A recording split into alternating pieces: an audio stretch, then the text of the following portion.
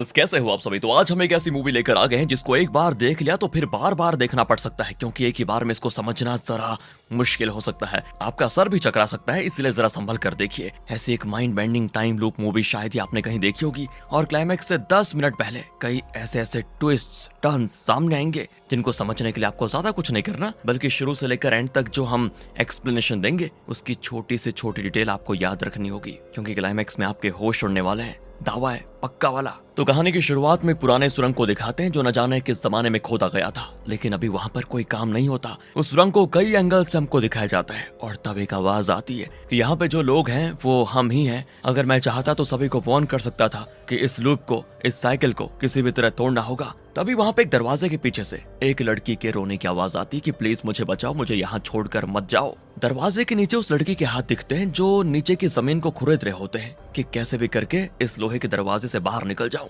और यहाँ पे बीजीएम इतना तेज होता है कि धड़ करके एक आवाज आती है और एक लड़की उठती है अपनी नींद से। वो एक वैन जैसी गाड़ी में बैठी हुई है और गाड़ी एक पेट्रोल स्टेशन में खड़ी है। यही है दोस्तों कहानी की हीरोइन लिली। वो गहरी नींद में थी कि अचानक विंडो पर धड़ करके कोई आवाज आई और उसकी नींद खुल गई। लेकिन ये क्या, उस विंडो पर कोई नहीं होता। दूसरे विंडो के बाहर खड़ा होता है कहानी का हीरो माइकल। वो कहता है कि सुनो मैडम, हम वेकेशन पे आए हैं और आप हैं कि खराटे ले रही हो। वैसे दोस्तों इन दोनों के बीच एक अच्छी केमिस्ट्री बन रही है। ये लोग अपने कुछ फ्रेंड्स के साथ इस वेकेशन ट्रिप पे आए हुए हैं। बाकी फ्रेंड्स वहाँ के सुपरमार्केट में कुछ शॉपिंग करने गए हुए हैं। लिली माइकल से पूछती है कि तुमने अपना टैबलेट खाया या फिर नहीं। असल में माइकल को कुछ साइकोलॉजिकल प्रॉब्लम्स है, उसको अक्सर अजीब इल्यूजन्स आते हैं और इसीलिए वो इसके इलाज के लिए एक टैबलेट खाता है। लेकिन जब लिली पूछती है तो वो थोड़ा एम्बैरेस्ड हो जाता है कि बताओ यार, मेरी दिमागी हालत के बारे में पूछ रही है ये। वो कहता है हाँ मैंने टैबलेट ले लिया। अब अंदर गए हुए इनके फ्रेंड्स को दिखाते हैं। ये लड़का जिसके बाल ये बहुत कम है ना, इसका नाम है लेक्स, और इसके पास ये जो खड़ा है उसका नाम है टीजे, और पास ही खड़ी इस लड़की का नाम है क्लेयर। इनमें से लेक्स कुछ ज्यादा ही उछल कूद करने वाला टाइप का आदमी है, एक जगह चुप नहीं बैठ सकता, बिल्कुल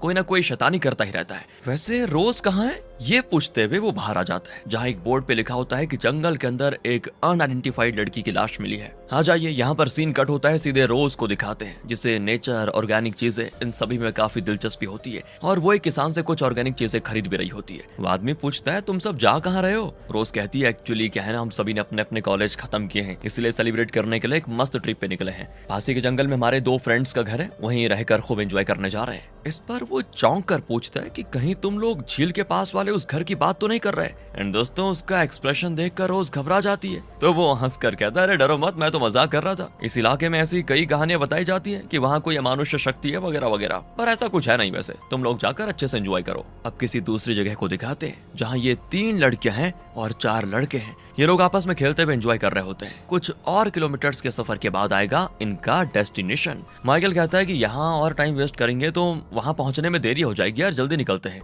फिर सभी गाड़ी में चढ़ जाते हैं और मस्त गाते हुए ये लोग आगे का सफर तय करते हैं। लेक्स तो शराब की बोतल से चिपका ही रहता है बस। बहुत देर सफर करने के बाद अब अंधेरा होने लगता है। सुबह जैसे जोश के साथ वो निकले थे अब वो नहीं होता, सब थक चुके होते हैं। वो माइकल से पूछते हैं कि अबे तू जा कहाँ रहा है। वो कहता है कि अरे मैं सही जा रहा हूँ, तुम शांत रहो। अब कुछ ही दूर पर वो मेन हाईवे से एक राइट टर्न लेकर जंगल के रास्ते चले जाते हैं। लगता है वो घर आने वाला है जहाँ पर इनको जाना है, पर बहुत दूर जाने के बाद भी उस घर का कहीं पता नहीं चलता। और फिर क्या था, बहस शुरू हो जाती है कि ये सही रास्ता नहीं है, ये गलत रास्ता है। माइकल भी टेंशन में चिल्ला देता है कि तुम लोग थोड़ी देर चुप नहीं बैठ सकते क्या। और तब अचानक अंधेरे में गाड़ी के सामने एक आदमी हाथ हिलाता हुआ दिखता है। माइकल भी घबरा कर साइड में गाड़ी घुमाता है, जिससे कि गाड़ी किसी चीज से टकरा जाती है और साइड में थोड़ा डैमेज हो जाता है। लेकिन शुक्र है गाड़ी उस आदमी से नहीं टकराई। लिली कहती है तुम गाड़ी रोको यार, वो आदमी मदद मांग रहा था। लेकिन बाकी लड़कियां मना करती हैं कि इस जंगल में एक आदमी अकेला खड़ा है तो जरूर कोई साइको होगा। लेकिन तभी गाड़ी अपने आप ही स्लो होने लगती है, न जाने उसमें क्या खराबी हो गई। माइकल गाड़ी रोक देता है और जब वो चेक करते हैं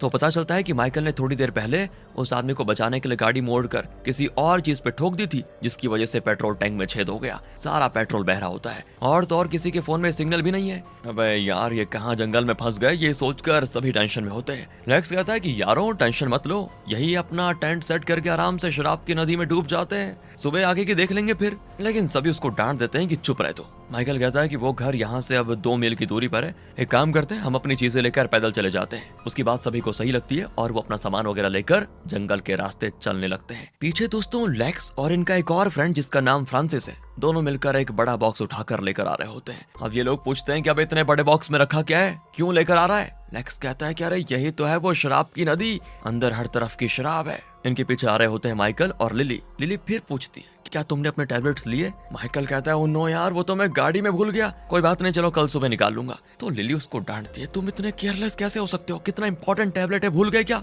और तब अचानक वो आसमान में नॉर्दर्न लाइट्स को देखते हैं, जिसे अरोरा भी कहा जाता है। वो चौंक जाते हैं क्योंकि normally northern lights polar regions में ही नजर आते हैं, यहाँ नजर आने के चांसेस है ही नहीं उनके। वैसे दोस्तों आपको बता दूं कि नॉर्दर्न लाइट्स तब नजर आते हैं जब सोलर गैसेस पृथ्वी के मैग्नेटिक फील्ड में डिस्टर्बेंसेस पैदा करती हैं, लेकिन यहाँ कुछ ही देर में वो लाइट गायब हो जाती हैं। फिर ये लोग आगे बढ़ते रहते हैं तो सामने घर दिखता है जिसमें लाइट्स जल रहे होते हैं। लड़के कहते हैं कि जरूर यही हमारे फ्रेंड्स के घर है जहाँ हमें रहना होगा, चलो। लेकिन लड़कियां कहती है, तुम्हें कैसे पता कि यही वो घर है? कहीं हम गलत घर में जाकर फंस ना जाए, कहीं अंदर कोई साइको होगा तो तब क्या करेंगे? टीजे कहता है कि यार तुम सब ना डरपोक हो, साइको साइको लगा के रखा हुआ है तुमने, मैं जाकर पूछता हूँ। तो रोज भी उसके साथ जाती है। बाकी लोग यहीं पर खड़े देख रहे होते हैं। टीजे और रोज घर के दरवाजे पर जाकर देखते हैं, अंदर लाइट्स जल रही होती है लेकिन कोई इंसान नजर नहीं आता। वो घर के पीछे की तरफ जाते हैं तो वहाँ का दरवाजा खुला होता है। दोनों अंदर जाकर आवाज देते हैं, अरे कोई है क्या यहाँ पर? तो किचन में वो एक पेपर देखते हैं जिससे पढ़ते हैं दोनों डर के मारे भाग आते हैं और चिल्लाते हैं कि भागो यहाँ से। बाकी लोग भी सारा सामान वहीं छोड़कर जान बचाकर भागने लगते हैं। रुको यार रुको, भागो मत, हम बस प्रैंक कर रहे थे।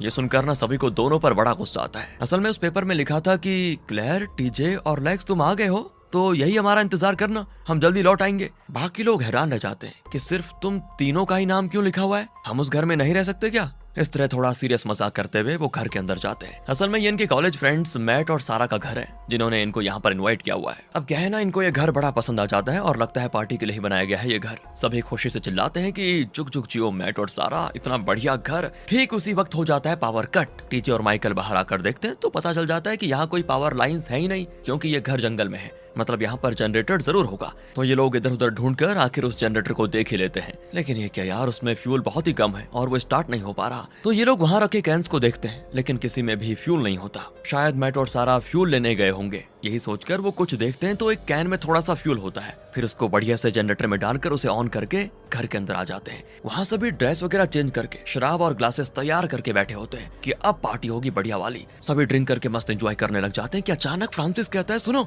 बाहर किसी के भागने की आवाज आ रही है। और सभी एकदम चुप होकर सुनने लग जाते हैं तो धड़ करके एक आवाज आती है। टीजे तो एक रॉड ले लेता है और कहता है कि चलो यार देखते हैं कुछ अनहोनी ना हो जाए। तीन लड़के बाहर जाकर चेक करते हैं लेकिन वहाँ पर कोई नहीं होता। अरे यार कोई छोटा मोटा जानवर होगा, ये कहकर बाकी दो लड़के अंदर चले जाते हैं। सिर्फ माइकल बाहर रह जाता है। वो कहता है कि यार अब बाहर आई गए तो जनरेटर में फ्यूल डाल ही देते हैं। लेकिन दोस्तों तब तक वो दोनों अंदर जा चुके थे और अब माइकल अकेले ही घर के पीछे जाकर उस जनरेटर में फ्यूल डालने जाता है। अचानक उसे पीछे कुछ हिलता हुआ नजर आता है और वो घबरा जाता है, उसके पसीने छूटने लगते हैं। डर के मारे वो चुपचाप अंदर आ जाता है। और जैसा कि पहले ही बताया गया था कि माइकल को साइकोलॉजिकल प्रॉब्लम्स हैं, शायद इसीलिए खुद को अकेला पाकर वो डर गया था, ये भी हो सकता है। वो अंदर आता है तो लिली पूछती है, तुम इतने टेंस्ड क्यों हो? कहता है कुछ नहीं, मैं बहुत देर ड्राइव कर रहा था तो थक गया हूँ, तुम लोग एंजॉय करो, मैं जाकर जरा सोता हूँ। कहकर वो सोने चला जाता है और यहाँ इनकी ड्रिंक्स पार्टी जोरों शोरों से चल रही होती है। दूसरी ओर माइकल को बड़ा अजीब फील होता है, तरह तरह के इल्यूजन्स आते हैं, आवाजें सुनाई देती हैं उसको अजीब अजीब सी। तब उसको इल्यूजन आता है कि उसके फ्रेंड्स किसी गुफा में माइकल माइकल करके चिल्लाते हुए भाग रहे हैं। उसे एक चाबी दिखती है। इस तरह अलग अलग विजुअल दिखते हैं और वो घबरा कर जाग जाता है। तो उसके पास में बैठी होती लिली, लगता है पार्टी खत्म हो गई है। वो पूछती है तो माइकल बताता है कुछ नहीं, कोई बहुत ही बुरा सपना था। यहाँ से सीधे अगली सुबह माइकल के सर में बहुत दर्द होता है और वो नीचे आ जाता है। रोज पूछती है कल रात तुम बाहर कहीं गए थे क्या? मुझे लगा मैंने तुम्हें बाहर देखा कहीं। माइकल कहते हैं बाहर? मैं बाहर क्यों जाने लगा, मैं तो पार्टी से पहले सोने चला गया था और अभी उठकर आ रहा हूँ। फिर सभी नाश्ता बनाकर खा रहे होते हैं तो माइकल पूछता है अरे वो मैट और सारा अभी तक लौटे नहीं क्या? ये भी कहते हैं हाँ यार वो तो आए नहीं अभी तक, और घर में एक फोन तक नहीं है। अचानक जोर से दरवाजा खोलकर टीजे अंदर आता है और कहता है कि सुनो यारो, मैंने एक मस्त जगह का पता लगाया है, चलो मैं दिखाता हूँ तुमको। कहकर वो सभी को कहीं लेकर जाता है। तो रास्ते में लिली फिर माइकल से कहती है तुमने गाड़ी से अपना टैबलेट तो निकाला ही नहीं, कब निकालोगे? तो माइकल इस बार कह देता है कि यार एक बात बताओ, तुम हमेशा मेरे उस टैबलेट के बारे में क्यों पूछती रहती हो? हम वेकेशन पे आए हैं और तुम मुझे एकदम मरीज की तरह ट्रीट कर रही हो। असल में दोस्तों लिली को माइकल की फिक्र हो रही है क्योंकि टैबलेट ना लेने से उसको इल्यूजन आते हैं और वो बहुत ही डिस्टर्ब हो जाता है। वो नहीं चाहती कि माइकल की हालात खराब हो,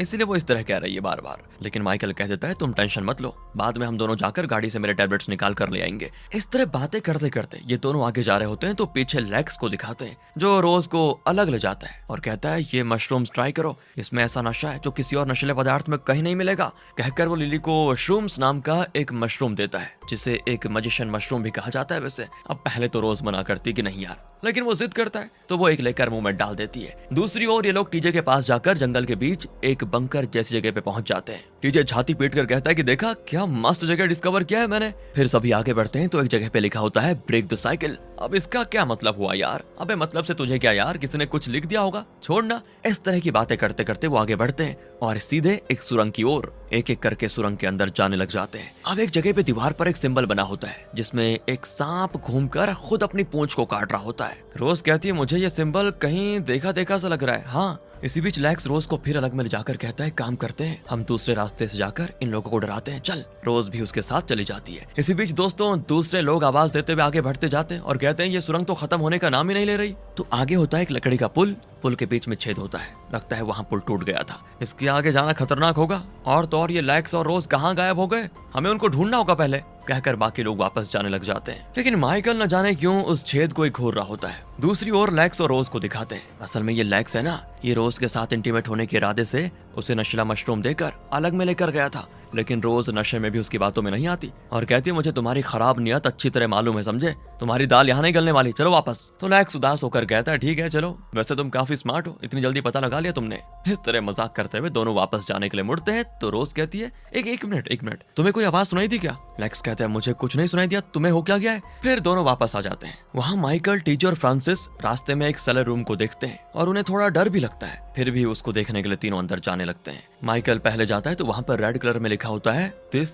इज द फर्स्ट टाइम। याद रखिए रेड कलर में लिखा हुआ है। अब माइकल उसको देख ही रहा होता है कि ये दोनों माइकल को डराने के लिए बाहर जाकर दरवाजा लॉक कर देते हैं। अब माइकल ऑलरेडी काफी डिस्टर्ब्ड है, स्ट्रेस में है, अकेले में उसको डर लगता है। इनकी हरकतों से वो और डर जाता है। वो दरवाजे पर पीटता भी है कि प्लीज दरवाजा खोलो। और तब लिली वहां पर आती है और वो इन दोनों को डांटती हुई कि क्या बिहेव कर रहे हो, ये दरवाजा खोलो। लेकिन दरवाजा नहीं खुलता दोस्तों। लेकिन जब बहुत ज्यादा कोशिश होती है तो दरवाजा खुल जाता है। माइकल भी बाहर गुस्से में टीचर को मारने पे उतर आता है और चिल्लाता है कि पहले तुम यहाँ से निकलो सबके सब। दूसरी ओर रोज मुड़ मुड़ कर देखती हुई चलती है क्योंकि उसको ऐसा लग रहा है कोई है आसपास। और बीच रास्ते में लैक्स को वो मिस कर देती है। एंड क्या, अब वो अकेली और काफी डरी हुई है। वो यहाँ वहाँ घूमती भी आखिर में एक कमरे में चली जाती है और उसे लगता है जैसे कोई उसका पीछा कर रहा है। अचानक एक हाथ उसके पैरों को कस के पकड़ लेता है। रोज की तो जान निकल जाती है और वो चीखने लगती है। आवाज को सुनकर उसके फ्रेंड्स आ जाते हैं लेकिन वो कांप रही होती है और रोने लगती है। इतने में लैक्स आ जाता है तो ये लोग उसको डांटते हैं कि तुमने जरूर इसको डराया होगा। वो कहता है यार मैं तो अभी अभी दूसरी तरफ घूम कर आ रहा हूँ, मैंने रोज को कुछ नहीं किया। फिर सब घर आ जाते हैं और लैक्स पर बरस पड़ते हैं कि तुमने उसके साथ किया क्या जो वो इतनी डरी हुई है, बताओ। लैक्स कहता है पागल हो गया हो क्या, मैंने कुछ नहीं किया, बस थोड़ा मैजिक मशरूम दिया उसको, शायद उसी के नशे में उसे इस तरह के इल्यूजन आ रहे हैं। सभी लोग दोस्तों बड़े टेंशन में थे यहाँ पर, लेकिन ये सुनकर वो हंस पड़ते हैं कि धत बस इतनी सी बात थी क्या। लेकिन अंदर रोज का बुरा हाल हो रखा होता है क्योंकि उसके पैर पर जहाँ उस हाथ ने पकड़ा था ना, वहाँ एक नाखून की खरोंच होती है जो कि सिर्फ उसी को नजर आते हैं, बाकियों को ऐसा कुछ नहीं दिखता। तो लिली उसे थोड़ा शांत करके सुला देती है और फिर माइकल के साथ उसका टैबलेट लेने के लिए जाती है जो कि माइकल वैन में भूल गया था। अब रास्ते में माइकल पूछता है अगर हमें लगे कि कोई हमें मार डालेगा तो वो फील कैसा होगा। लिली कहती है मैंने पहले ही कहा था ना अपना टैबलेट कभी मिस मत करना, अब देखो कैसी उटपटांग बातें कर रहे हो। माइकल कहता है यार तुम प्लीज शुरू मत हो जाओ, मुझे कुछ नहीं होगा। बातों ही बातों में वो वैन के पास आ जाते हैं लेकिन उसका डोर खुला हुआ है। माइकल चौंक जाता है कि मैं तो दरवाजा बंद करके ही आया था, फिर ये खुला कैसे। खैर वो अपने टैबलेट्स निकाल रहा होता है कि इसी बीच लिली ये देखकर शॉक हो जाती है कि गाड़ी के साइड में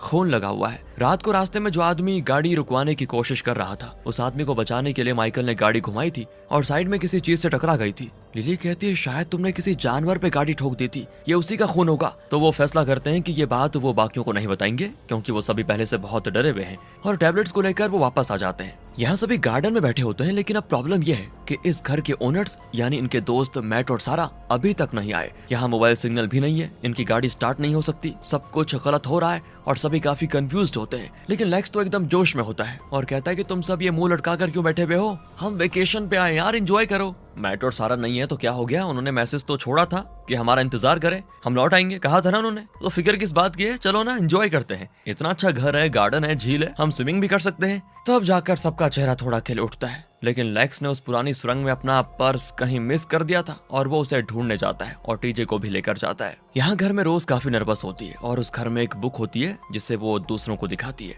वैसे रोज को अमानुष्य बातों में, जादू टोना वगैरह में विश्वास है, तो उस बुक में वही सिंबल बना होता है जो कि जंगल के उस सुरंग में इन्होंने देखा था उस दिन, जिसमें एक सांप अपनी ही पूंछ को काट रहा है। तो रोज बताती है ये असल में एक शाप है। जब किसी को यह शाप लगता है तो वो किसी बड़ी मुसीबत में फंसकर खुद को बार बार मार डालता है और बार बार जिंदा होता है। ये एक शापित साइकिल है जो बार बार रिपीट होता है, यही इस बुक में लिखा भी है। पर ये लोग कहते हैं कि मैजिक मशरूम खाने से नशे में तुम न जाने क्या क्या बहकी बहकी बातें कर रही हो, ऐसा कुछ नहीं होता। इस पर रोज को बुरा भी लग जाता है कि मेरी बातों पर ये विश्वास नहीं कर रहे और वो अकेली बाहर जाकर बैठ जाती है। लेकिन उसके सर के अंदर कई आवाजें सुनाई देती है और कई उसको इल्यूजन्स भी आते हैं, जैसे कोई खून से लथपथ हालात में उसकी ओर भागे चला रहा है। अब वो घबराकर घर के अंदर जाकर दरवाजा लॉक कर लेती है और तब खून से लथपथ एक हाथ खिड़की पर पड़ता है। दोस्तों, वो चिल्लाती है कि खून, हाथ, ये सारी चीजें अपने मुंह से बोलती है, लेकिन बाकी लोगों को वहाँ कुछ नहीं दिखता और वो उल्टा रोज को समझाने लग जाते हैं कि देखो ये तुम्हारा भ्रम है, अपने उस भ्रम से बाहर आओ, ये सब उस मैजिक मशरूम की वजह से हो रहा है। लेकिन रोज कहती मैं जादू टोना वगैरह करती हूँ, मैंने कई बार आत्माओं को देखा भी है। और तब क्लेयर माइकल को चिढ़ाने के लिए कहती है यार माइकल, तुम्हारे पास वो जो इल्यूजन भगाने का टैबलेट है वो इसको भी दे दो, ठीक हो जाएगी।